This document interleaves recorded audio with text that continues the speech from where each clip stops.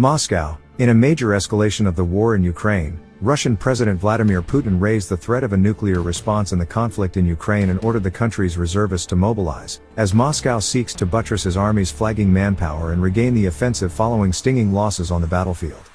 Russia will use all the instruments at its disposal to counter a threat against its territorial integrity. This is not a bluff, Mr. Putin said in a national address that blamed the West for the continuing conflict in Ukraine, where he said his troops were facing the best of Western troops and weapons. The speech is the clearest sign yet that 7 months into the biggest conflict in Europe since World War II, Russia is unable to counter Ukraine and the West, which has largely united behind Kyiv in the face of the Russian invasion. Without providing evidence, Mr.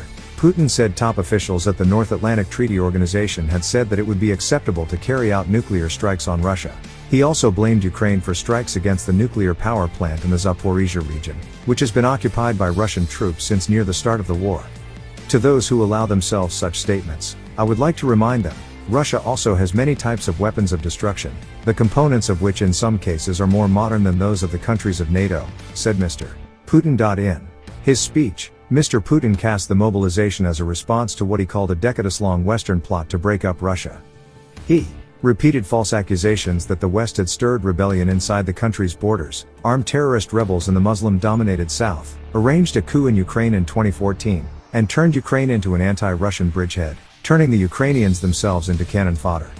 The bellicose address to the nation comes after officials in Russian-occupied parts of Ukraine on Tuesday announced plans for Russia to annex 4 regions in the country's east and south. The move would allow Mr. Putin to describe a Ukrainian offensive on that territory as tantamount to an attack on Russia. Mr. Putin has sought to avoid a full mobilization of troops, fearing that the broad support for the war could become fragile once average Russians are forced to serve. While both state-run and independent polls show that most Russians support the war, the enthusiasm has been more subdued than 8 years ago, when Mr.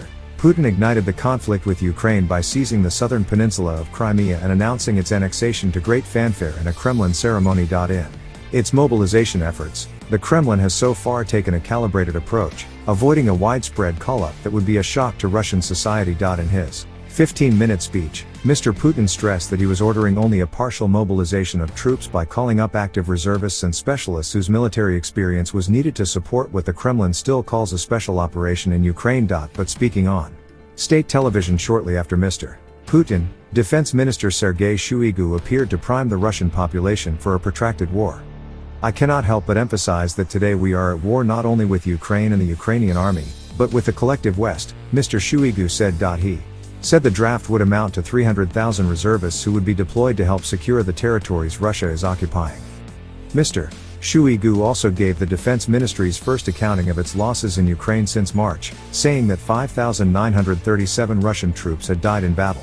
That is far lower than estimates by Western governments that as many as 15,000 Russian troops have been killed. Moscow raised the specter of unconventional weapons just days after Russia invaded its smaller neighbor on February 24, warning the West to avoid interfering in the war and threatening that any attempts to meddle would lead to disastrous consequences.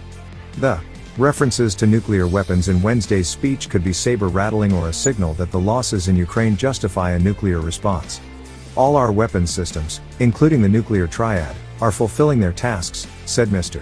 Shoigu. Experts have disagreed about the vague wording of Russia's nuclear doctrine, published in 2020.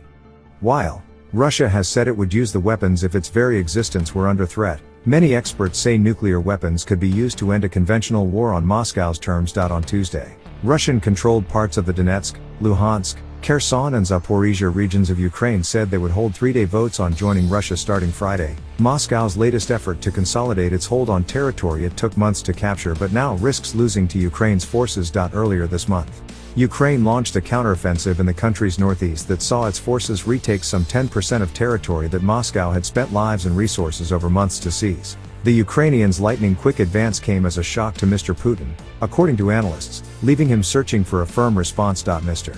Putin on Wednesday also said financial resources should be freed to boost arms production at Russia's sprawling defense industries. On Tuesday, Russia's lower house of parliament, the State Duma, approved new legislation that tightens penalties for evading mobilization, desertion, surrender and looting during wartime. Under the proposed law, failure to show up for military service or desertion will be punished by up to 10 years in prison. Looting will be punishable by up to 15 years in jail. Military analysts, however, have cast doubt on the effectiveness of the partial mobilization that Mr. Putin ordered Wednesday. Dara Masakot, a senior policy researcher at the RAND Corporation who studies Russia's military, said that the most effective use of reservists would be to give them simple tasks like holding positions. But she said that wouldn't solve Russia's most pressing issue. You cannot grow highly trained personnel overnight, which is what they need, she said.